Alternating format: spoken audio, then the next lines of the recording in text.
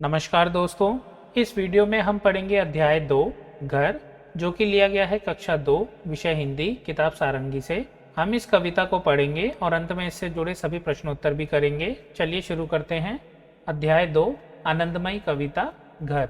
पापा, क्यों अच्छा लगता है अपना प्यारा प्यारा घर, घूम घाम ले खेल खाल ले नहीं भूलता लेकिन घर।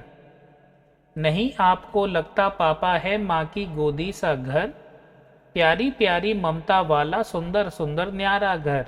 थककर जब वापस आते हैं कैसे बिछ बिछ जाता घर, खिला पिला आराम दिलाकर नई ताजगी देता घर। दिविक रमेश। दोस्तों, हमारी कविता यहाँ समाप्त होती है। चलिए अब इससे जुड़े प्रश्नोत्तर कर लेते हैं। बातचीत के लिए प्रश्न 1, आपको अपने घर में सबसे अधिक क्या अच्छा लगता है और क्यों? उत्तर, मुझे अपने घर में सबसे अच्छी छत लगती है। सर्दियों में छत पर बैठकर धूप में पढ़ना अच्छा लगता है। गर्मियों में भी शाम को छत पर ठंडी ठंडी हवा चलती है। प्रश्न 2, आपको कब कब घर की याद आती है? उत्तर, जब हम कभी घर से बाहर कुछ दिनों के लिए जाते हैं तब हमें अपने घर की याद आती है। यदि हमें बाहर किसी भी चीज़ से कोई परेशानी होती है तो भी हमें अपने घर की याद आने लगती है। प्रश्न 3, घर को माँ की गोदी सा क्यों कहा गया है?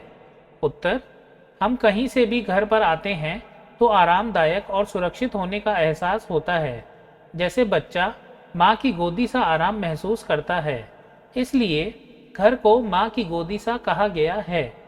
प्रश्न 4, कोई ऐसी घटना सुनाइए जब पूरे परिवार ने साथ मिलकर घर का कोई काम किया हो। उत्तर, होली पर हमने पूरे परिवार के साथ मिलकर बहुत सारी गुजिया बनाई थी। वह गुजिया हमने होली के 1 महीने बाद तक खाई थी। खोजें जाने। प्रश्न 1, घर कविता अपने परिवार के किसी सदस्य को सुनाइए।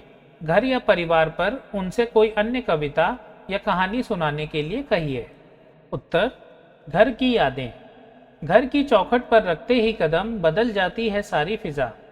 दीवारों से झांकती पुरानी यादें, लगता है जैसे गुजरा समय फिर आए।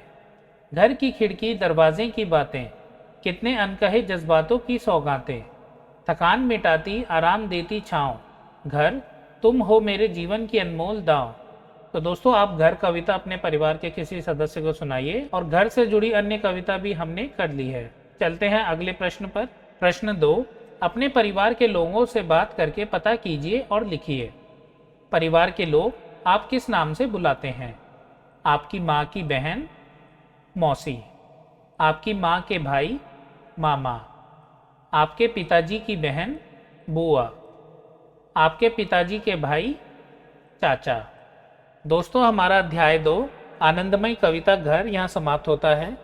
हमने इस कविता को पढ़ा और साथ ही सभी प्रश्नोत्तर भी करे।